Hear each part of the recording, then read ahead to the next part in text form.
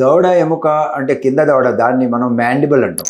Mandible fracture is the most common site. ఎందుకంటే అది ప్రామినెంట్గా ఉంటుంది ఆ ఎముక కాబట్టి. దెబ్బలు తగిలినప్పుడు ఫస్ట్ అక్కడే బాల్ తగిలినా, లేకపోతే ఏమన్నా కొట్టినా, లేకపోతే కింద పడినా ఈ ఎముకే ఫస్ట్ మోస్ట్ ప్రోన్ అంటాం, అయితే ససెప్టిబుల్ బోన్ అంటాం, ఏదైతే ఫ్రాక్చర్ అవుతుందో.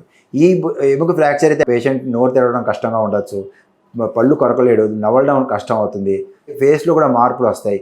ఇది మ్యాండిబుల్ అనే ఎముక. దీనికి ఎక్కడెక్కడ ఫ్రాక్చర్ అవ్వచ్చు అంటే ఈ ఫ్రంట్ సైడ్లో దీని సింఫైసిస్ అంటే ఇక్కడ ఫ్రాక్చర్ అవ్వచ్చు, బాడీలో అవ్వచ్చు, ఈ జాయింట్ దగ్గర అవ్వచ్చు, యాంగిల్ దగ్గర అవ్వచ్చు. ఎక్కడ ఫ్రాక్చర్ అయినా కూడా మా ప్రయత్నం ఎప్పుడు కూడా మొహం మీద బయట ఎక్స్టర్నల్ మనం ఇన్సిషన్స్ ఇవ్వకుండా నోటి లోపల నుంచే ఇన్సిషన్ ఇచ్చి పేషెంట్కి ట్రీట్మెంట్ చేయడం జరుగుతుంది. దీంతో ఒక అడ్వాంటేజ్ ఏంటంటే, ఒకటేమో స్కార్స్ రావు పైన ఫేస్ మీద, so you can totally avoid scars. And నోటి లోపల నుంచి సర్జరీ చేస్తే దాని హీలింగ్ కూడా కొంచెం ఫాస్ట్గా అవుతుంది, పేషెంట్ కూడా ఎక్కువ కంఫర్టబుల్గా ఉంటారు.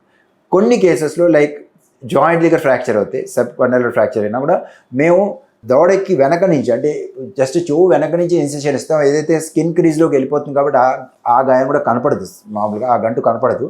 సో అక్కడి నుంచి మేము సర్జరీ చేసి జాయింట్ని ఎక్స్పోజ్ చేసి ఇక్కడ ప్లేట్స్ అండ్ స్క్రూస్ పెడతాం. ప్లేట్స్ అండ్ స్క్రూస్ పెట్టి ఫిక్స్ చేస్తాం.